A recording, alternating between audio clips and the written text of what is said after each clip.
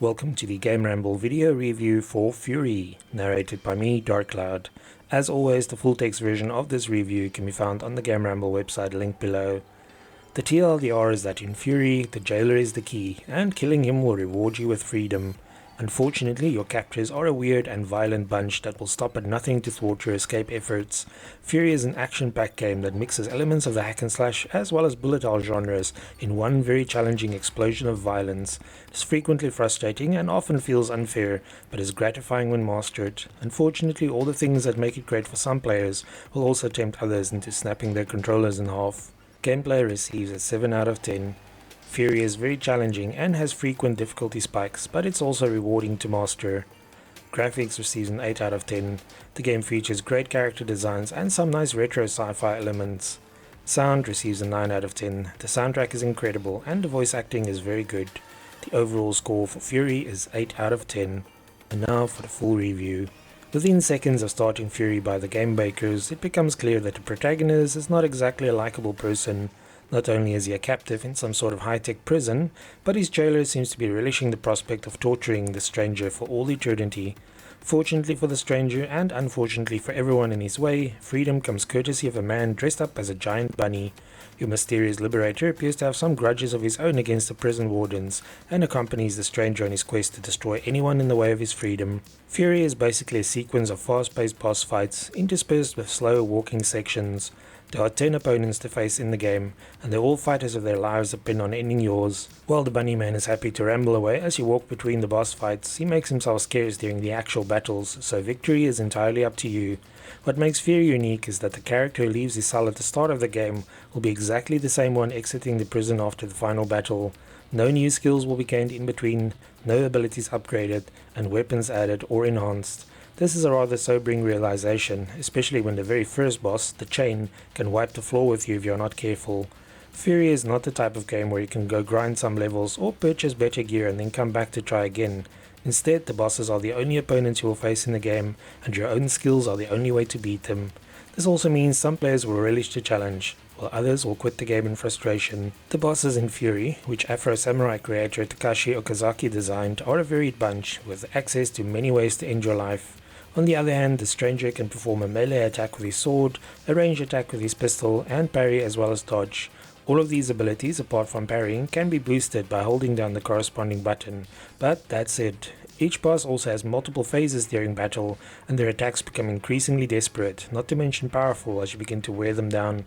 What is even worse is that they get a full health bar for each phase of the fight, and having to deplete these up to 7 times while keeping a careful eye on your own can be stressful to say the least.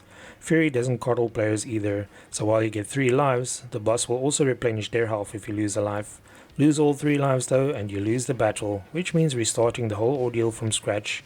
It can be pretty soul crushing to get to the final phase of a long fight only to succumb to a barrage of bullets or a flurry of laser beams. Having to redo all the previous phases just to get back to the point where you died can be a rage-inducing experience, especially if you get caught off guard again by another unexpected attack. One thing is for sure, Furi is not a game aimed at button mashers. The boss fights tend to be carefully scripted affairs where memorizing patterns will get you much further than flailing away at the attack button.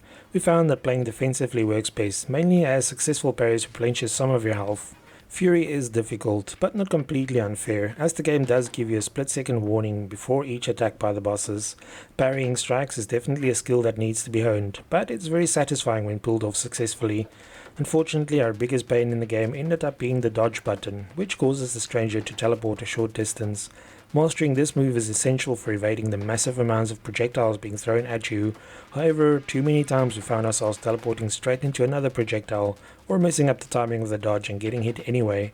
The stranger only performs the dodge after the button is released, and holding it down longer increases the distance of the move.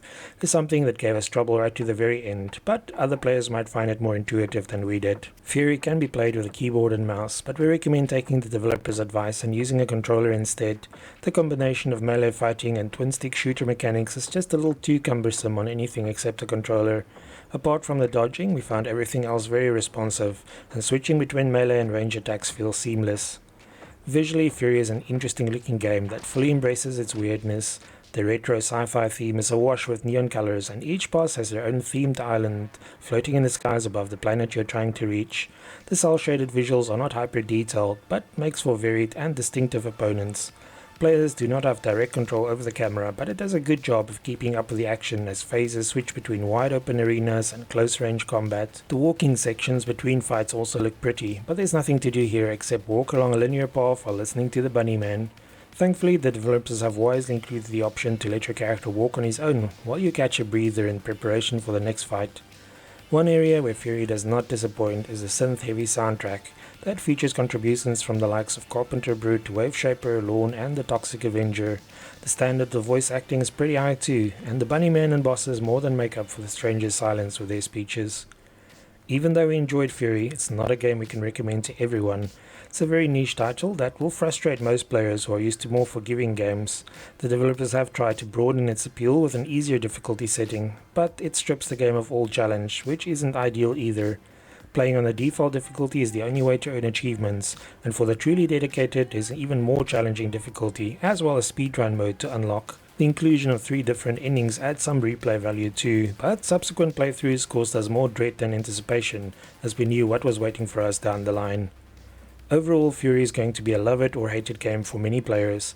Even after mastering the techniques in the game, we were still regularly pushed beyond our limits thanks to difficulty spikes that can happen when you least expect them. In addition, the story doesn't make a whole lot of sense until the very end, and isn't quite as deep as it first appears. Nevertheless, players who really should challenge and aren't afraid of some repetition will find a worthy contender in Furi.